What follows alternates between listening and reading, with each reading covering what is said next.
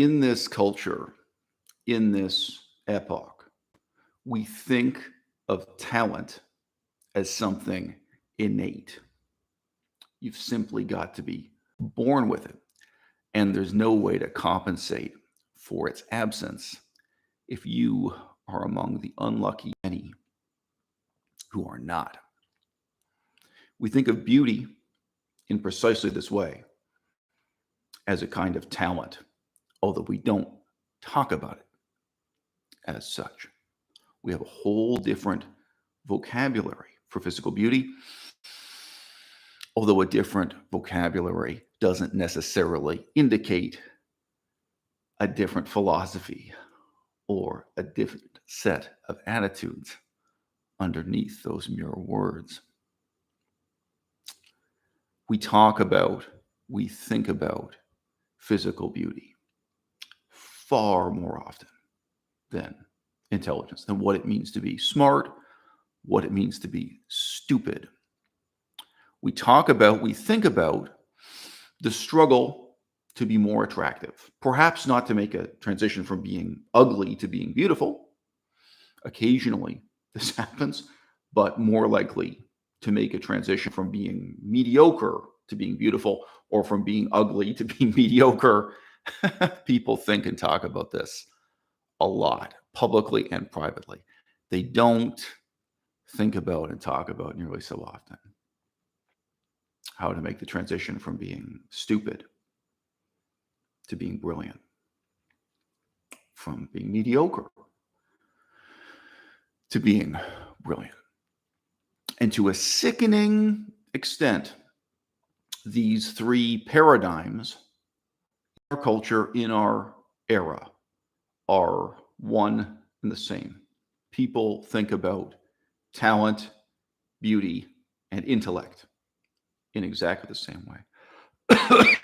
I had a well-intentioned email from a guy. He's also a YouTuber, and he's really doing research on this. He's actively reading books and doing book reviews and putting a lot of thought into this. But he said to me with reckless self-confidence, well, physical attractiveness, beauty, is distributed on a bell curve, on a normal distribution, a bell curve. This is supposition one. And, we should expect intelligence to be distributed the same way in society. A normal distribution, a bell curve. Now, some of you know exactly what this means, right? For those who don't, this is the idea that many social statistics, it's a pattern broadly seen, not always the case. You'll have a small number of people at one extreme. So in this case, talking about extreme intelligence or extreme beauty being presumed to be parallel, right? A small number of people at one end of the chart. And then incrementally, they increase. And then you have a big increase in the middle of the chart. And then symmetrically, a small number of people at the bottom of the chart. Now, beauty, attractiveness, is a very subjective judgment. Let's talk about another one of our great cultural obsessions. Breast size.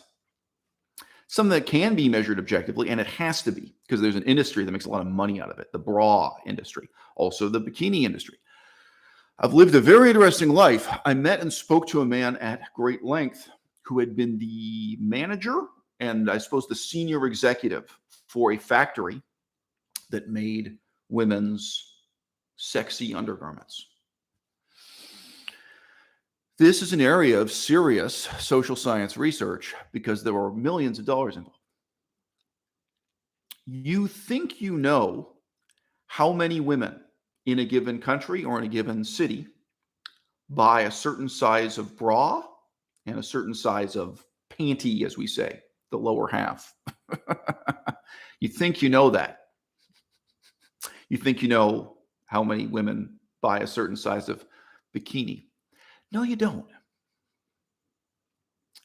There are women, millions of them, who buy 2 sets either because they need a larger top half and a smaller bottom half than they'll get in a matching set, or the other way around. They need an extra large bottom half and a small top half. So you can't just use the sales statistics. You can't just look at how many sell. Each country, each continent has a different numbering system, size 44 or size 22 or whatever. Whether they use numbers or letters or what, cup C, cup F, all these different systems around the world. You have to pay people to go out and do real social science. You Google around the internet, you're going to find numerous websites, where people are either asserting or saying that the distribution of breast size is in a sense a normal distribution, follows a bell curve. No, it doesn't. Not in the United States of America, not in Russia, not in China, not in Japan, not anywhere. And you can get the hard statistics, right? Including regional variations. You can imagine they're interested in ethnic variations. They've got to manufacture these things and sell them to people. Why would it be a bell curve? Why?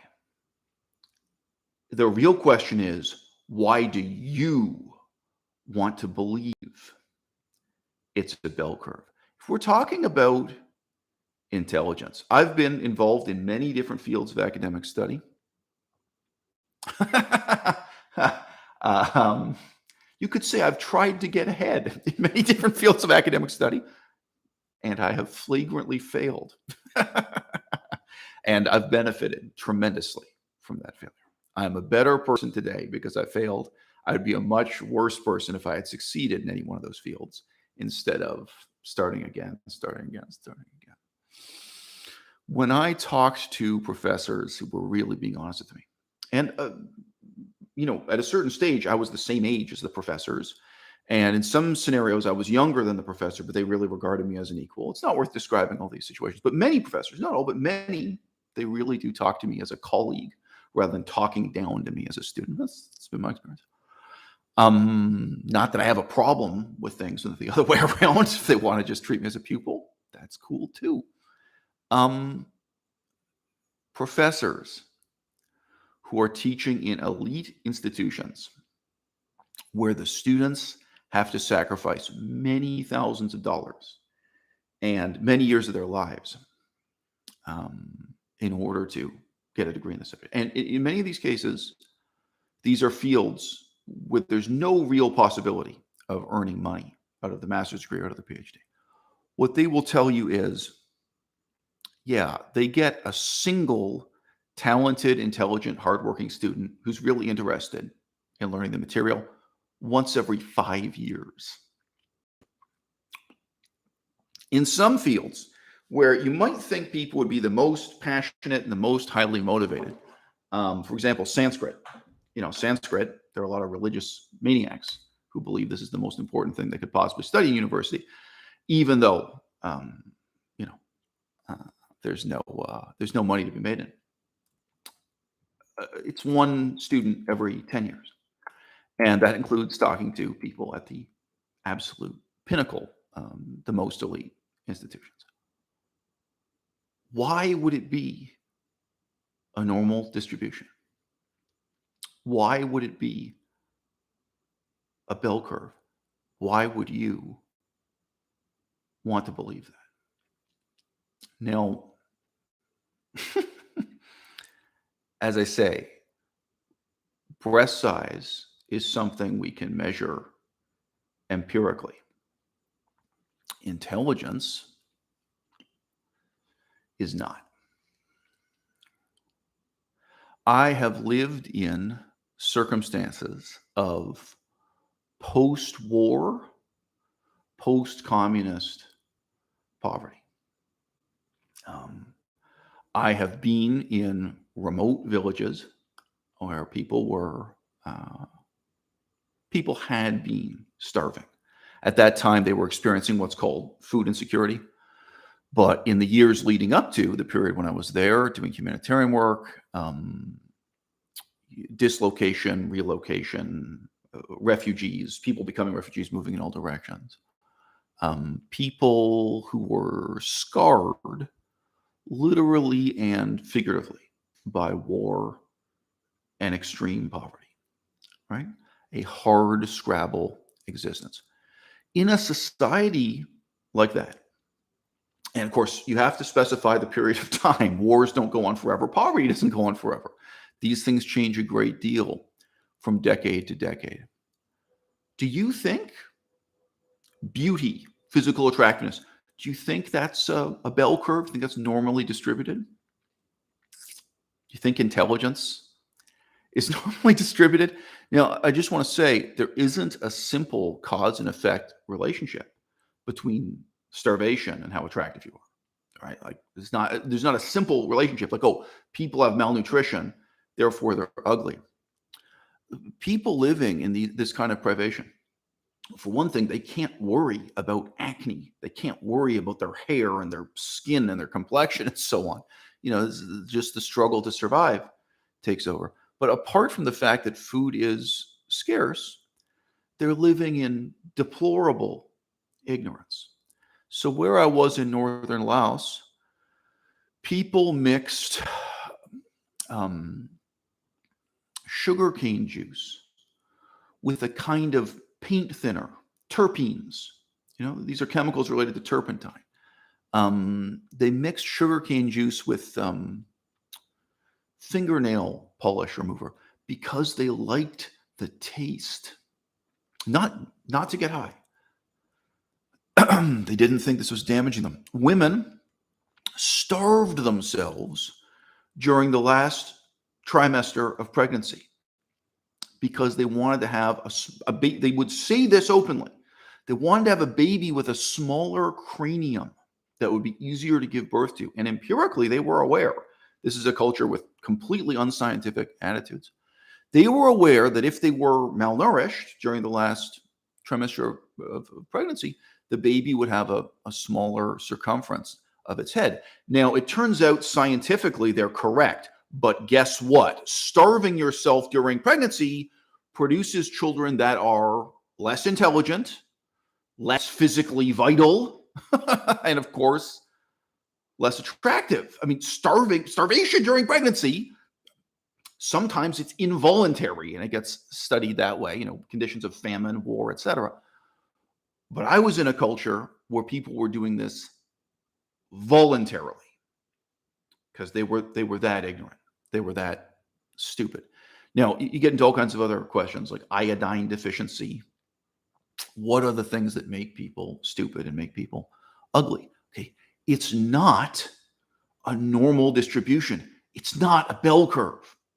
You can be in an area where there isn't a single attractive person in the whole village. You can go from village to village and there isn't a single attractive person in the whole county or the whole province. And, talking to people there, they will be aware of this.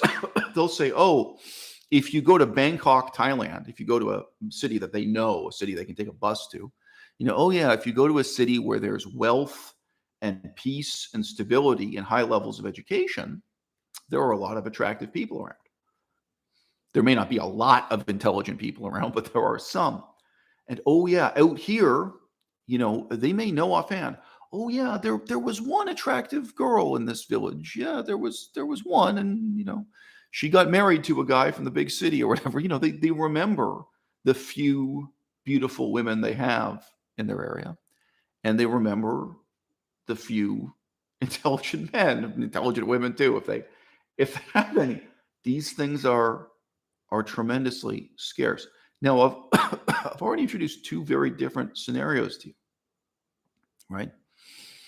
You can be at Cambridge University, England, Oxford University, England. You could be at an elite university where there's a barrier to entry. Like people have to be smart enough to write some kind of exam. People at least have to be smart enough to fill out the paperwork to get in.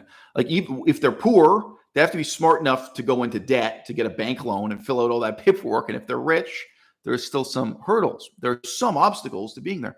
And then above all, so they have to choose to study that subject. Like you're not taking a random sample of the population.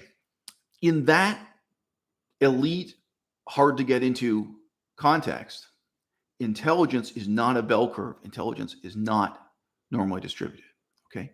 And in the extreme grinding poverty of post-war, post-communist Laos, post-war, post-communist Cambodia, in a situation that's not hard to get into, that's hard to escape from, neither intelligence nor attractiveness are normally distributed.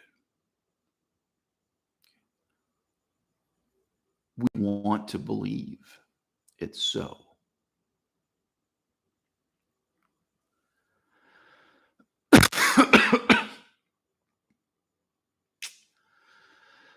I had a friend in high school, and he's a university professor today. He was intensely jealous of me for many reasons. He was jealous of me intellectually, and he was jealous of me sexually. And at that time, I didn't appreciate this. I didn't realize how deep it ran. There were quite a few different women who tried to sleep with me and threw themselves at me and so on, right around that time. And two of them that I know of, I don't know how many of those women he was interested in, he was pursuing. Like, I don't know. He was watching this happen. One of those women I actually did have a relationship with and did eventually sleep with. It was wasn't a one-night stand or something. We had a relationship, and he was obsessed with her. And I was a kid. This is high school. I didn't realize, how aberrant this behavior was. And of course, I remember even talking about it with her. To what, what is the chicken and what is the egg here? Is it the case that he was just sexually obsessed with her because he was attracted to her? He thought she was beautiful. He thought she was intelligent. Thought she was desirable. And then he develops the feelings of jealousy and competitiveness towards me. Or is the other way around? Does he primarily feel jealous towards me, primarily feel competitive towards me, and then become obsessed with the woman? But there was another one too, again, that I know of. I don't know how many girls this applied to. I could think of a third or a fourth woman in that scenario. There was another woman, and I only kissed her. But again, this is high school. We kissed lying down in a bed together. When you're still a teenager, it's a big deal. And there were witnesses to that. There were witnesses to us going into the room together and closing the door, kind of thing. And there were witnesses to her hugging me and smiling at me and so on as we went in the door, as we went out of the door. Again, I know, look, I'm a middle-aged man now. I know this stuff is petty. I know it's no big deal. For a lot of people in high school, it's a big deal. And for this guy, I think he never got over it. There are so many reasons to be jealous of me, frankly. But in his case, it wasn't intellectual only. And I don't know how much I influenced him to get on the path that led him to being a university professor today. It could be that in his way, he is still trying to outdo Islamazar. And hey, bro, show me how it's done. By all means, eclipse me. Leave me in your shadow, right?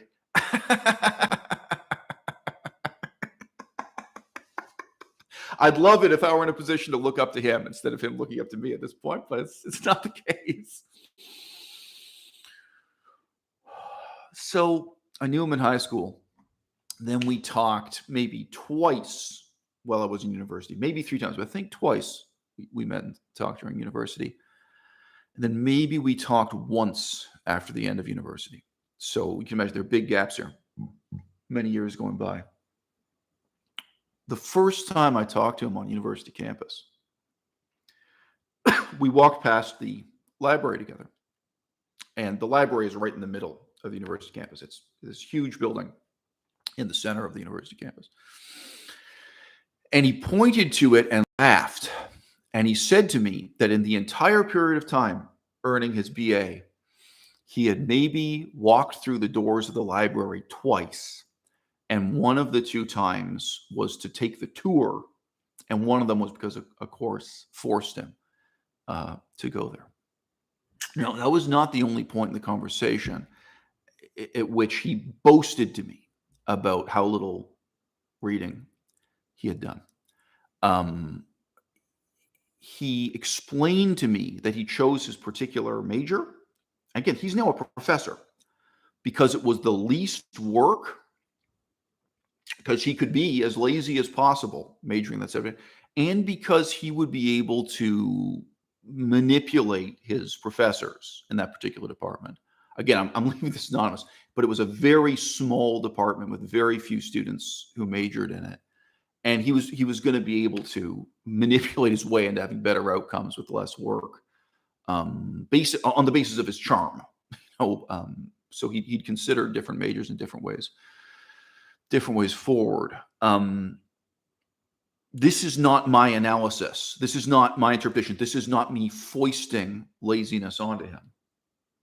This was what he said to me. Now, in many ways, at that age, at that time, when I had this conversation with him, I was a worse man than I am today. Indeed, you could say I was stupider than I am today. I still do not think of myself as a good person. I don't think of myself as a wonderful person. But comparatively speaking, I was a worse person at that time. There is an anecdote I've told many, many times, but I've actually never told on YouTube.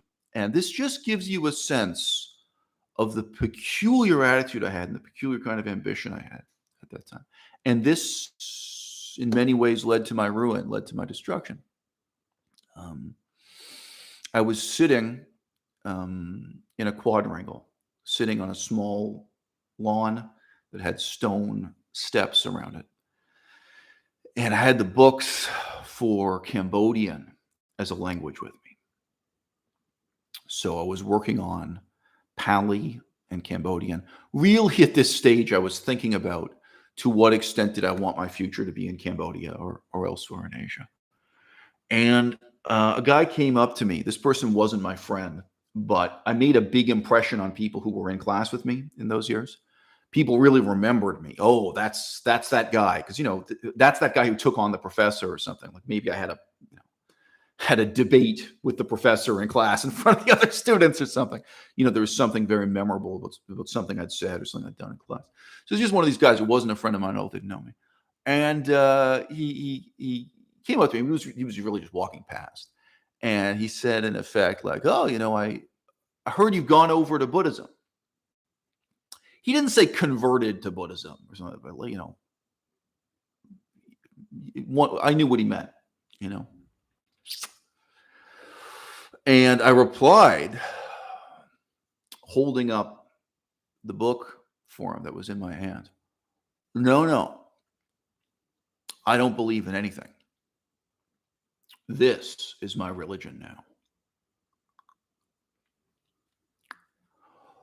What was it that appealed to me about Cambodia? And I said this to people face to face again and again and again. It was that it was so hard. It was the hardest language. Within Buddhism, it was the hardest tradition to study. Within politics, right? Like within the history of communism, the history of democracy, it was the hardest thing to study. Even like the history of colonialism. If you don't think of Cambodia in terms of communism and the transition to democracy, if you think of the transition from the French colonial period to independence, it's the hardest place to go, the hardest place to do humanitarian work, the hardest place to live, the hardest place to survive, the hardest place to earn a living, the hardest language, the hardest literature, the hardest way to approach Buddhist philosophy or the politics of it. That's what I wanted. It's just I'm such a contrast to this guy. This guy I'd known since high school was jealous of me. He wanted the easiest route to do the least work possible, and that's what he was doing. And he succeeded. He's a university professor. I didn't want to go to Cambodia despite the fact that it would be hard. I wanted it because it would be hard. And I met people who'd already been to Tibet and came back. Too easy. I met people who'd been to Nepal and came back. They're soft. Japan, Zen Buddhism in Japan, it is to laugh, right? No, no, no, no, no. I didn't want to be on permanent vacation. Research, humanitarian work. And,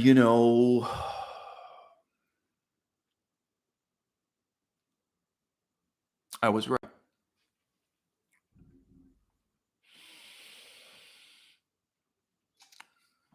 So this guy was jealous of me. When he said that to me about the library, um,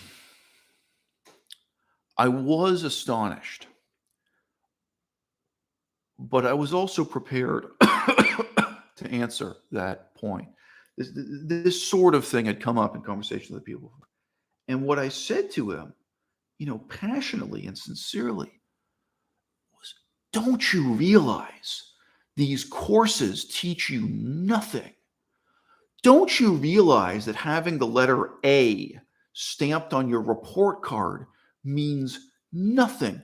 Don't you realize that that process of going to class and taking notes and flattering the professor and getting an A plus, like you are digging your own grave. You think that's the road to heaven? It's the road to hell, you know?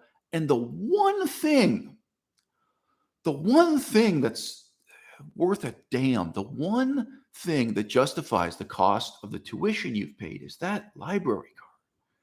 And what you can learn by going to that library and doing the work, if you're motivated, if you have the ambition, if you have the self-discipline, it's worth so much more than what you're doing. So I would have been at that time, I would have been, I think, the same age as someone in their last year of university now, possibly the second to last year. And I've said this a million times, but when I grew up in Canada, high school was 1 year longer than it is now. So they cut high school down by a year. So I was older than all of you were going through university in the United States or today in Canada. The two systems were brought into sync. So I wasn't such a young kid, when I said that. But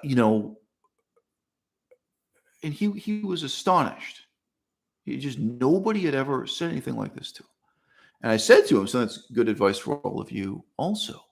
I said, whatever your professors tell you, go to the library and try to prove the exact opposite. Now, I did have examples from politics, and I had examples from philosophy, the Department of Philosophy, where, oh, this is what the professor said. And then I go to the library and look into it, and the exact opposite is true. But I remember I even gave him an example at that time from English literature, from theater. I was like, look, this is what the professor said. And I go to the library and look into it, and this is the reality. Like the extent to which these professors are just lying to you. Sometimes they don't even have an agenda. It's just their own ego trip. It's just their own stupid thing. Um, and yes, being at university, having that library card. Okay, yes, it is the educational opportunity of a lifetime, and you are squandering it. Guess what? Being in Cambodia is the opportunity of a lifetime, the educational opportunity of a lifetime. And everyone else I knew in Cambodia was squandering it. These people don't want to learn. I shouldn't say too much of that. There was a man I knew in Cambodia who had a PhD, and he spent his time cheating on his wife, sleeping with a Cambodian lounge singer, a karaoke singer, but it's not really karaoke in our sense. A very expensive way to cheat on your wife. And what do you know? She divorced him. This all happened before my eyes while I was there. There were people in Cambodia to go to the beach, and there were people. Aside from myself, I didn't meet anyone who was trying to learn a goddamn thing. And I was meeting people with PhDs. I was meeting people doing humanitarian work. I was meeting people doing social science research. Now, we've all been under quarantine for 2 years. Being on that university campus, having that library card, educational opportunity for lifetime. Being in Cambodia, having no library, educational opportunity for lifetime. I've been locked in this apartment, really totally isolated from the outside world for 2 years. Educational opportunity of a lifetime. It's not the topic of this video, but let me ask you, when you look back at what you did in this period of 2 years, we don't know. Maybe it'll turn out to be 3 years. We don't know. Okay. This was the educational opportunity of a lifetime. Did you squander it?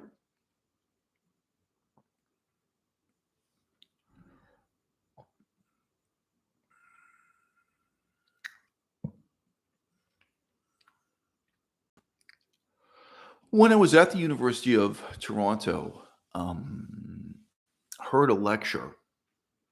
This man was not a professor. He was a visiting guest lecturer. Heard a lecture from a guy who committed suicide not that long after. I remember Googling his name a couple years later and being surprised to see that he was deceased. And you can imagine there were obituaries and what have you at that time. This guy, got on stage, gave this lecture talking about history and politics. I had a brief Q&A with him, it's the only kind, but it was all very memorable to me. He said, in response to a question that came from the audience, so this wasn't the topic of his lecture.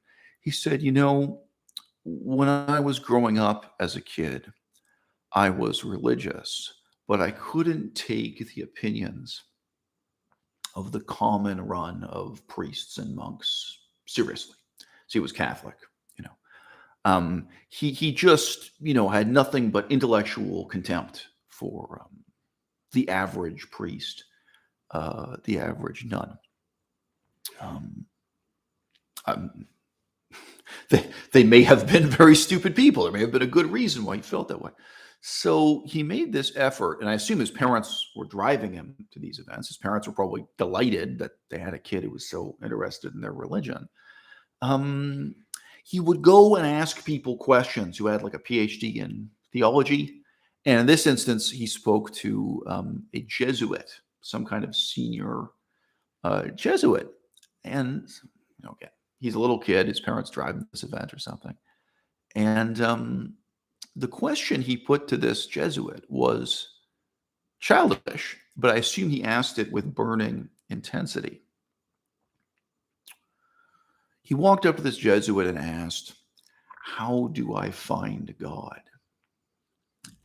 And rather than answering this serious question in the serious tone the child had proffered it, the Jesuit smiled and laughed and patted him on the head and said, "Oh, my child, the fact that you are looking for him means that he has already found you."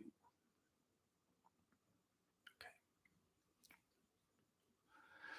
In this life, the people who are smart are people who want to be smart.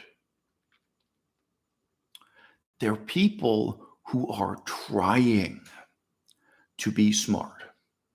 And the effort never ends. The struggle and the sorrow and the suffering never ends. Now, guys, there are aspects of the life of the mind that are enjoyable. There are aspects of the life of the mind that are delightful. And I really feel now, like just within, say, the last 6 months, I've been feeling very intensely that stupid people have no happiness in their life at all. It's just various things have forced me to reflect on this, that it's really only intellectuals, it's only highly intelligent people who have any happiness in their life at all. It's such misery, the lives of stupid people. You can reflect that. Okay. There are aspects of the life of the mind that are rewarding and delightful and positive and encouraging. Okay. But there is suffering. You have to have the desire. You have to have the indomitable will. You have to have the ambition, right? to push yourself forward, to push into the unknown, to be studying and learning all the time when you don't even know what you're learning or why, when you don't even have an objective. You don't have a prefabricated goal you're working towards, like passing a driving test, right? Then you know what you're studying for, you know what's adequate, you know what's exemplary, you want to pass the driving test. You want to be able to, that's being an intellectual. I had to take a bus trip in Thailand recently. So I flew to Thailand, in case you didn't know. And I didn't fly from Bangkok to Chiang Mai, Thailand.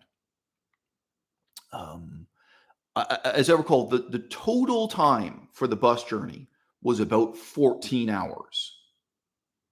14 hours from Bangkok to Chiang Mai. It was not the fastest bus. Okay, there are, like, if some of you Google it now, you might make a mean comment saying, "Hey man, you can that bus trip can only be 10 hours." Well, not the bus I was on. Okay, it depends on how many stops the bus makes, how fast the bus goes. This is a 14-hour bus journey. No air conditioning. None of the windows could be open. So sealed bus, no open windows, no air conditioning. In the tropics, it's burning hot. During this bus journey, I did as much reading as I could, and I did as much kind of composition as I could, right? Like I wasn't writing. The bus is too bumpy to write on paper. But where you're thinking about things, you're kind of composing an essay in your mind. I tried to be a full-time intellectual during this bus ride, but it was a struggle. If you guys don't know what life is like in the tropics, okay, so this bus journey begins in the early morning and it ends at night. There's a period of time, and almost the whole time you're going from south to north. So what's the angle of the sun? In the morning, the sun is shining in through the window this way. And the sun is so intense that you either can't read or you really struggle to hold the book at just the right angle and have your face at just the right angle so you're not being blinded by the sun shining in. Then you have a period of time, which is the hottest time of the day. And in this bus, it was as hot as a sauna. It's not an exaggeration, where the sun is overhead and it's beating down on the metal rooftop, right? But at least you're in the shade. So in terms of reading, you can read the book, right? You can work on things that way. And then the sun starts shining in the other window after a certain hour, right? 14-hour bus journey. Grueling, physically painful, grueling. Now, I can't say it was like 14 hours in a sauna. Probably the 6 hours in the middle, it was as hot as a sauna. It was hot the rest of the time, but it wasn't that hot. But yeah, maybe like 8 hours in a sauna. It's just crazy. I can see what the woman is doing in the seat diagonally in front of me. The woman who's in front of me by one row and over by one seat. Through the gap between the chairs. I'm not trying to snoop. This is the reality of being on a long bus journey, right? Every so often, like even if you just get up to go to the bathroom or you just turning your head to look out the window, you see just that one person. You see what they're doing with their phone. Or if they have a book, you see what they're doing with their book. If they have a laptop computer, you see what they're doing through the gap in the seats. This woman spent the whole bus journey clicking back and forth between TikTok and the dating app Tinder. I don't know what she looked like. I don't know if she was beautiful or ugly. She was skinny. Like I could say I never saw her face. No, I didn't read for the whole journey. As I've already described to you, that wouldn't have been physically possible. And I'm sorry, I don't have it. I actually had a tiny video game device. I played 2 levels of Xanac for the NES. Xanac AI. Shout out to Xanac. Okay, not to be confused with the prescription drug that has a similar name. The video game is before the drug. Right? So I remember I got 2 levels deep. I completed level 2 of Xanac at one point, and at a couple other points during the journey. And this included, by the way, when the bus was turning off the highway, because the different place where you make a stop. So then the sun shines in a different way and everything's bumpy. Man, I tried to play one level of Mega Man, the original Mega Man game on the NES. That was, I don't even think I got 2 minutes into that game. Okay. My point is, there were some moments of self-indulgence. And there were probably periods of time I was just daydreaming. I was just thinking about my life, reflecting on the past, thinking about the future, right? Like this wasn't like I was sitting down and in a focused way doing the hardest intellectual work possible for 14 hours while I'm dripping with sweat. And I'll just mention, if you guys don't know this, if you don't know Thailand, you might think I can strip down to just wearing a t-shirt in that heat, but you can't, because theft is a huge problem on these bus trips. And you have to have your passport and your wallet and everything really bundled up to your chest in some way. You've got to wear at least one more layer where you can be sure your valuables are zipped up and won't be stolen. So the heat is even more punishing. And I would mention all the Thai people on the bus. They also had their valuables in like a special bag that they were tucking under the boat. Like you could see different people had different strategies where things were tucked away and bundled up, and they'd turn over and sleep, but with things tucked up under their armpit that way, that kind of thing. So it's not just me. Theft is a huge problem during the bus trip. So you're wearing a couple layers of clothes, and you're sweating, and you're sweating. Okay, now.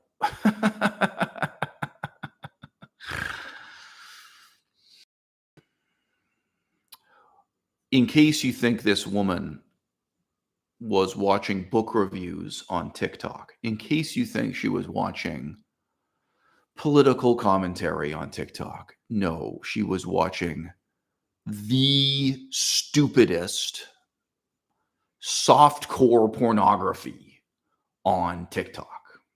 That's the reality of what she was looking at. And, as I say, she would then swipe between that and this dating app. She didn't get bored. That I know of. I didn't ask. Now, who is happier in this situation?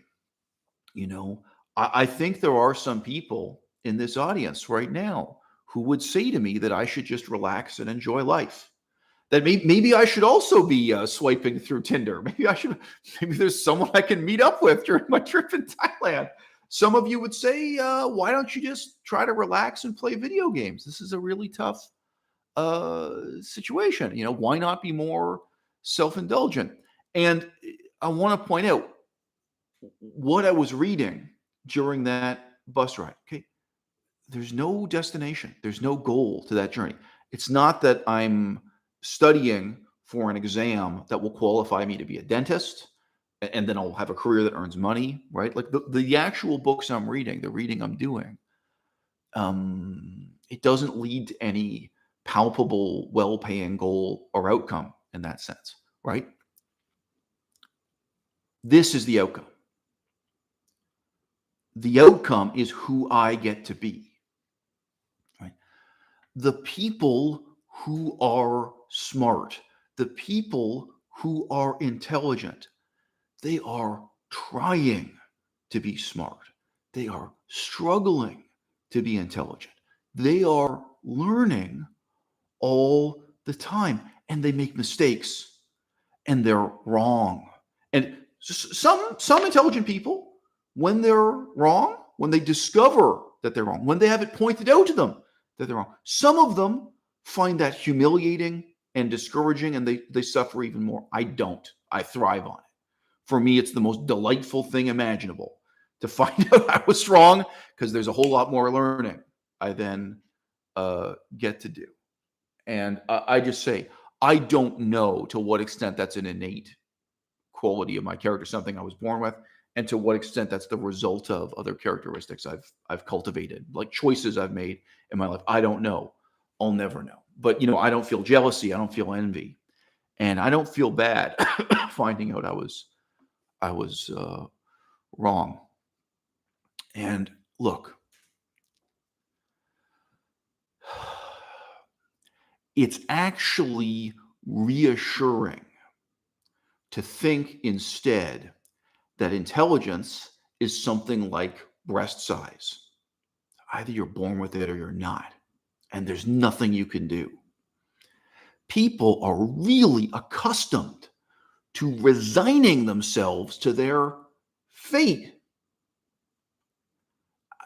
Breast size is probably the ultimate example, whether it's from a man's perspective or a woman's perspective. I had just one lesbian friend, female friend who was a lesbian, who talked to me about the obsession with breast size within that community. So this is not only a heterosexual thing. You know, uh, there are. I can remember I remember this in high school.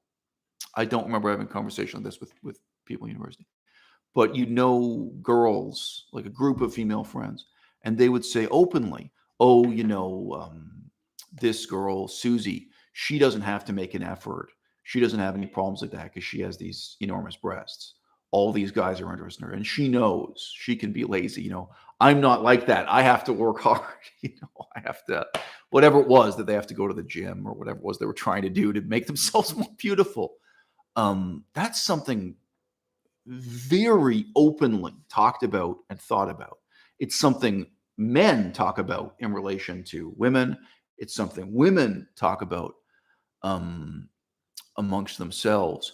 And, anyway, yes, I have had women of all bra sizes talk to me about this.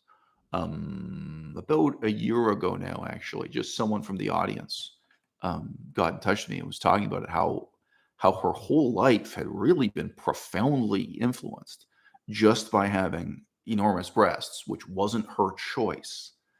And, you know, like if you have a group of sisters, the parents treat you differently from your sisters. If you have a friend group in high school, the teachers treat you differently. This girl, part of her experience was because she had these enormous breasts from an early age, people thinking she was like 10 years older than she was. And she was repeatedly at school spoken to as if she were a parent of one of the students because people thought she was like 10 years older than she was. And in some instances, parents who came to the school walked up to her and talked to her, assuming she was one of the teachers or one of the adult employees, like asking for advice. Oh, hey, I'm looking for such and such, assuming she wasn't one of the students at all. And she had been, obviously, I'm keeping this intentionally. She had been not just the target of men's amorous intentions. She had been the target of violence, of very threatening, very terrifying violence because of her appearance. So, okay, we live in a society where attractiveness and beauty, and again, I'm only talking about breast size because this is one of those instances where we have the empirical facts. You can dig into the social science research. It's not a normal distribution. It's not a bell curve. Even though there are people on the internet assuming or asserting that it's a bell curve because that's reassuring to them. That's how they want to think the world works. It's not a bell curve in Russia. It's not a bell curve in Japan. And if you add up the statistics for the whole world, or just for those two countries, if you combine the statistics of the population of Russia and the population of Japan, it's still not a bell curve. Okay, there's no reason to think that. And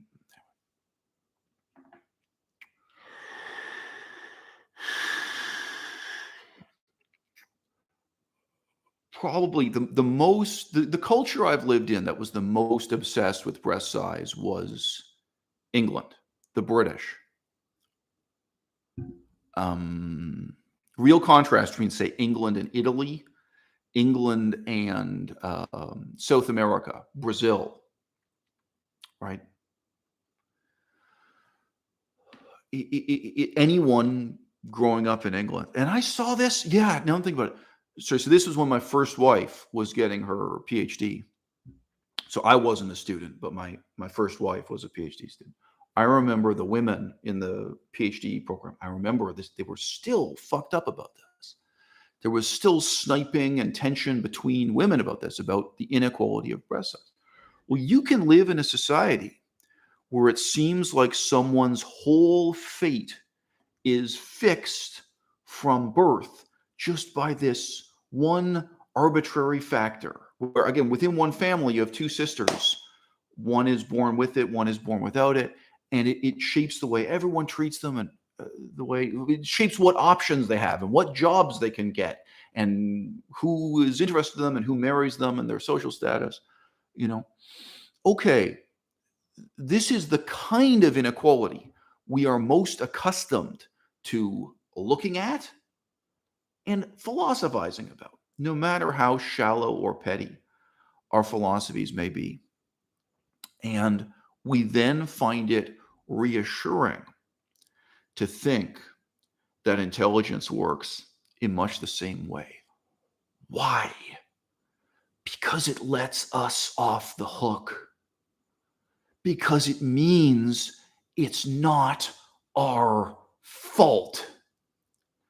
Because it means you can just sit there in the fucking bucket seat during that 14-hour bus trip and look at nothing but porn. It means you can just play video games. It means you can just resign yourself to your fate instead of holding yourself to a higher standard.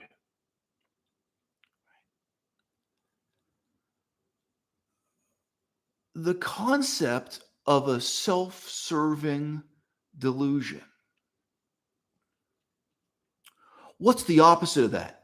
What's a self-destructive delusion? What's a self-sabotaging delusion? That's what this is. All right? Said this a million years ago. I mean, imagine the difference between having an army in which every single soldier believes he can be promoted. He believes that if he does a good job and develops himself, both intellectually and physically, right, he can be promoted and promoted again and again, and eventually he can be a general. He can be at the top of this hierarchy. Imagine an army where every single man has that attitude and that motivation. You have some kind of system of promotion based on meritocracy, right? Where there's truth to that. It may not be a perfect system, but where that's really what's happening. That's really what's going on. Think about how even the janitor, even the guy working in the kitchen, mopping the floor within the army, is more positively motivated, where he's trying to be all he can be. And now think about an army in which everyone knows some people are born to be commanders. Some people are born to be generals. Some people are going to get promotion just because of their last name, because of their family connections, because of aristocracy. And everyone else just has to resign themselves to their fate. Well, in thinking about beauty and intelligence in this way, right, you're making a hereditary aristocracy out of intelligence. And that can happen within the army too. Imagine if you have a whole army where they believe in a similar way, some people are just born talented and some aren't. They don't think it's an aristocracy. They don't think it has to do with your family name or corruption. Like, your parents are wealthy and they're bribing people in the army, that kind of situation. Oligarchy or whatever you want to say. No. Let's say you have an army where they just think about talent like breast size. Some guys are born with it and some aren't. And the rest of us, the vast majority of us, should just take it easy. Just do the bare minimum to get by, because we're never going to be promoted anyway. We're never going to accomplish anything. It's never going to go anywhere. That is the society we're living in. And that is why intelligence is not a bell curve. It's not a normal distribution because almost nobody even tries. I don't want to give details away about these people. I have a friend who is a professor primarily teaching languages. So she also teaches other kinds of university courses, but a large percentage of the classes she teaches are modern languages, not ancient Greek or ancient Latin. All right. She says, year after year, out of hundreds of students per year, there are zero who are even trying to learn the language. And they're all there voluntarily. They're all paying thousands of dollars and signed up for this and chose to major in this language, chose to take this course at least. Like, it's not possible their parents force them into this. It's not like, when you're dealing with like children, they may be forced to learn the language and they don't really want to. But many years go by before she meets just one student who actually has ambition, who actually has self-discipline, a student who is even trying. And this is something palpable. Like, we can test. Either you can speak the language or you can't. Either you have reading comprehension or you don't. Either you have listening comprehension or you don't. This is something that's closer to being objectively real than many other forms of intellectual refinement, sophistication, accomplishment, so on and so forth. Dude, I was in a 400 level course on the philosophy of Plato.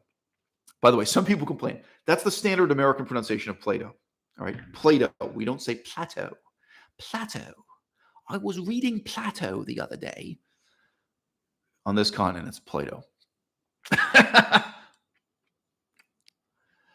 If you don't understand our system, the 400 level course, it required that you had already taken a 300 level course and a 200 level course in the same subject. I was the only student who had not taken the 200 and 300 level course. I did not have the prerequisites. I spoke to the professor and he made an exception in my case. I said, look, I'm a guy, I've done a lot of reading in ancient Greek and in English translation, ancient Greek philosophy and politics. Will you waive the requirements to let me into the course? But every other student, they had devoted 3 calendar years to this, at least. I was the only student who read the book. I spoke to and heard from every student in the classroom. Like, this is not a baseless generalization. And I talked to the professor about it. It was a demonstrable, palpable, proven fact that I was the only student who did the minimum required readings. I did other readings in addition to that. I was the only one. And I'm sorry if I've told this story before. I don't know if I have on YouTube. But, that was the class where I was walking out of the room one day. And we'd had another one of these depressing classes where the only people who do any talking are myself and the professor. It's supposed to be a 400 level advanced seminar course. It's supposed to be a roundtable discussion. All the other students are silent. And none of them have done the reading. And if the professor asks them something, like tries to get them to talk, they just immediately reveal they don't even know them. Like, they have no familiarity with the text whatsoever. They say things that just reveal they haven't even read one paragraph. They haven't even read the Wikipedia article on this. They know nothing. So the whole class is just me talking to the professor. And we get up for the break. And I said to the guy, as we went out the door, so this is a momentary thing. We're going out the door at the same time of the room. And, I don't know, some people are going to smoke cigarettes. I don't smoke cigarettes, whatever. And I said to the professor, and I said in this cheery, upbeat way with kind of one eyebrow raised, I said, these kids, they don't read the book. And he was so upset by this. He responded so viscerally. Like, he's walking, he's standing up, he's not sitting down. I'm not kidding. His body shook. He put his hands up to his face. He covered his eyes with his hands. And then he kind of touched his hair. And he was really upset. And he started speaking about 3 times. When someone's upset and shaken up. and they just start to say a syllable, and then, like, their throat is closing up, or they're thinking about what they're going to say. He had this really visceral emotional reaction, self-evident throughout his whole body. And then what he said to me when he regained his composure was, "I accept that. That's just a part of my life now."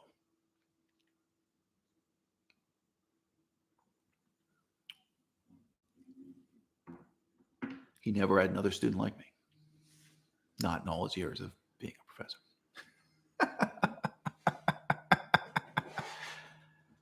400 level advanced philosophy course on Plato.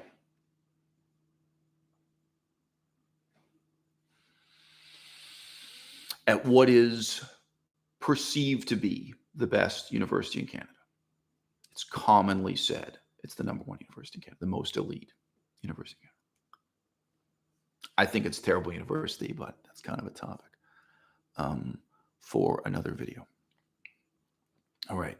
If you were to try to make a chart of intelligence in that classroom, right? It's not a bell curve. It's not a normal distribution.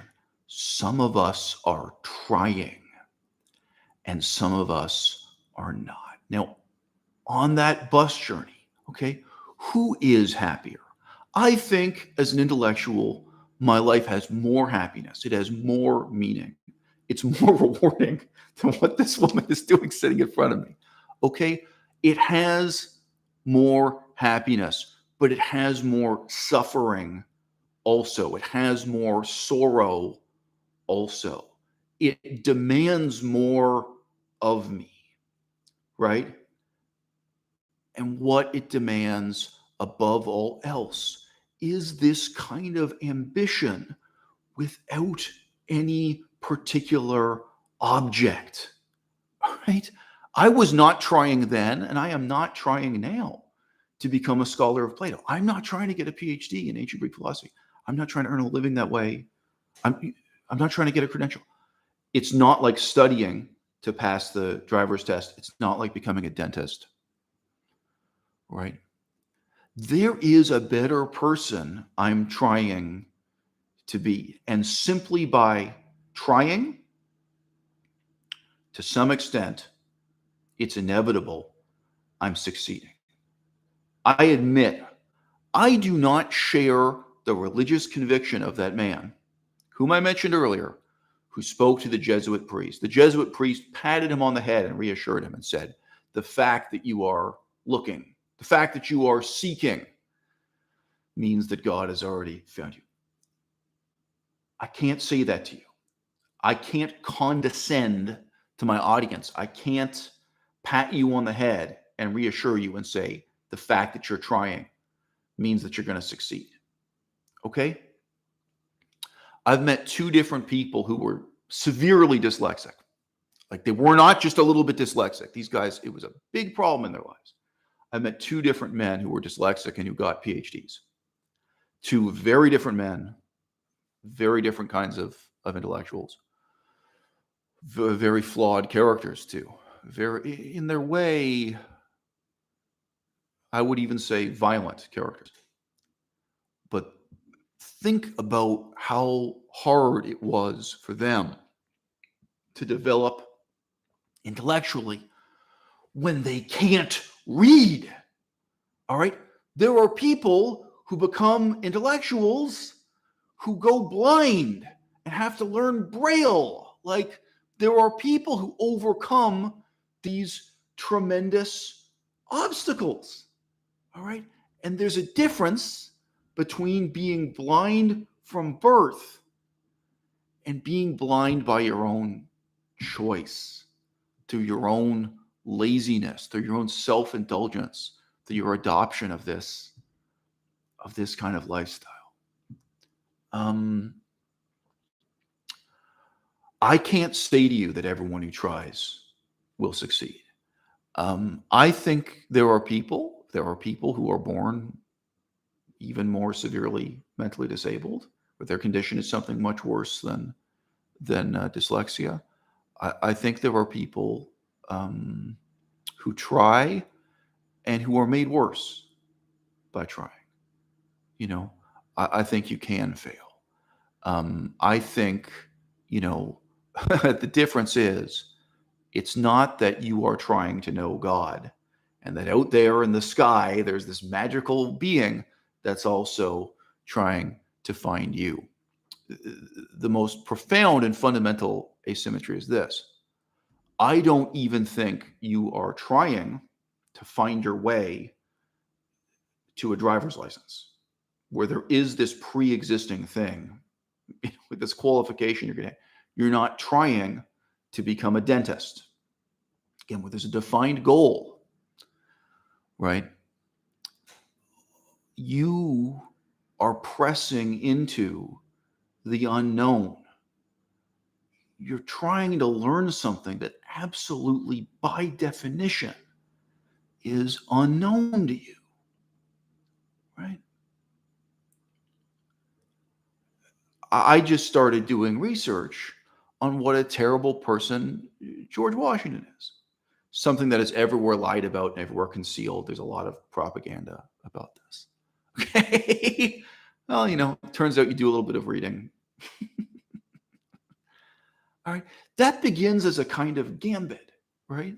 That begins with me pressing into the unknown. Even when you're talking about research into something that is as thoroughly documented as the history of the American Revolution, the history of the writing of the American Constitution, I have to begin by admitting to myself there's a lot I don't know. And then partly due to public indifference and partly due to propaganda, like misinformation, there's a lot nobody else knows.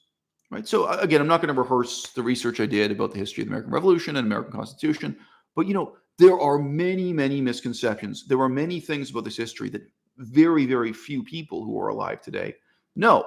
So the role of Governor Morris, the role of Benjamin Rush, the reality of who and what George Washington was, the reality of slavery, the reality of genocide. These things may seem obvious, right?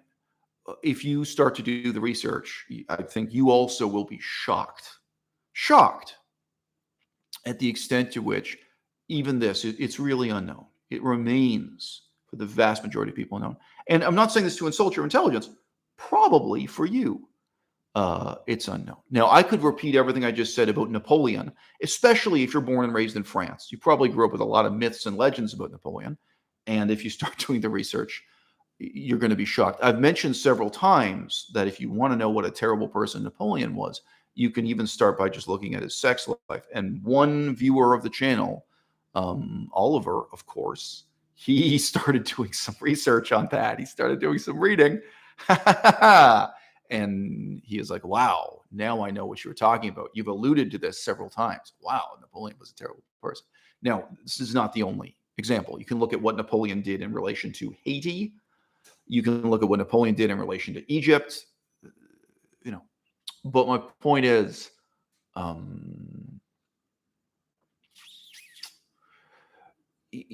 you're not reaching out for a God that you will know, a God that you will love, and then a God that will love you back, right?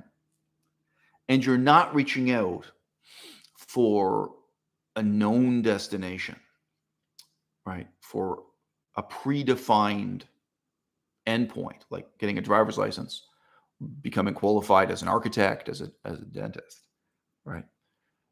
You have to have the peculiar kind of courage to really press into the unknown. And the main thing you're going to discover there in the unknown is that you were wrong, that what you thought about George Washington was wrong, that what you thought about Napoleon Bonaparte was wrong, what you thought about the American Constitution was wrong, right? And remember, guys, for me, this journey began. I had to figure out that everything my parents had taught me about Karl Marx was wrong. I am not a Marxist. I'm an anti-Marxist. Both of my parents were nutcases, the left-wing extremist communist, true-believing nutcases. Everything my parents taught me about Karl Marx was wrong. Everything my parents taught me about Joseph Stalin was wrong. Everything my parents taught me about Mao Zedong and the history of China was wrong, right? But then there were all these other very strange, symbolically significant episodes in history that Marxists and communists latch onto. Everything my parents taught me about the French Revolution was wrong. You know, everything my parents taught me about Cambodia was wrong. There were all these strange, everything my parents taught me, and still to this day, you know, everything my parents said about slavery and the abolition of slavery was wrong. Marxists are very fucked up.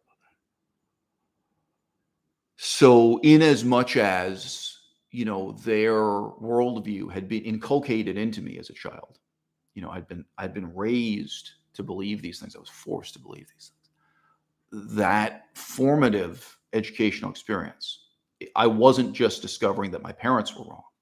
I was discovering that I was wrong as well, in as much as when I was a small child and I had no choice, I believed what I was taught to believe, the same way that someone who's raised Catholic or raised Muslim is kind of forced to believe what their parents believe up until a certain age, when they start asking questions to themselves and coming to new conclusions. Okay.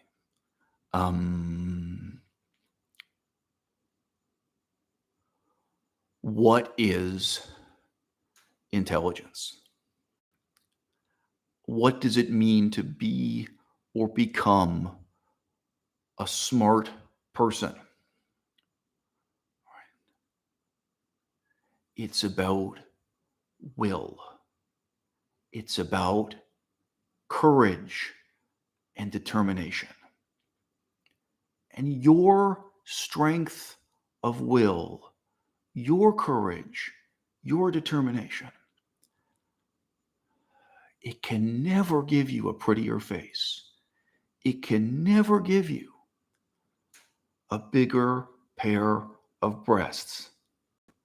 And on a deep level, we have to shake off this fatalistic assumption that talent is either something you are born with or it is not. Okay. If you have an audition, a lot of people competing for a job, you as the person doing the hiring, you as the person selecting the winner at that audition, you are looking at talent as the final product of many years of hard work that came before it.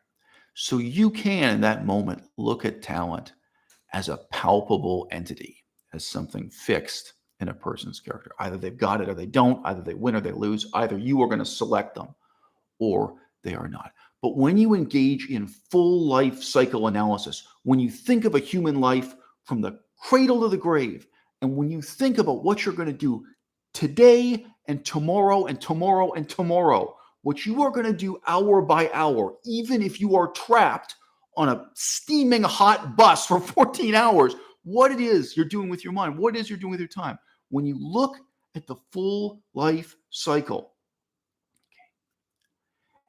it's irrelevant to look at this model of like a talent show, of a competition, of an audition, where there's an authority figure who chooses you, or who chooses him, or who chooses her as the prettiest, as the smartest, as the most talented, who's choosing a fixed final product. In this life, the talented people choose themselves. It's a choice you have to make every day, including what you are going to do with your time today and the excuses you are going to make for it. And as I always warn, you will find the excuses are harder to quit than the thing itself.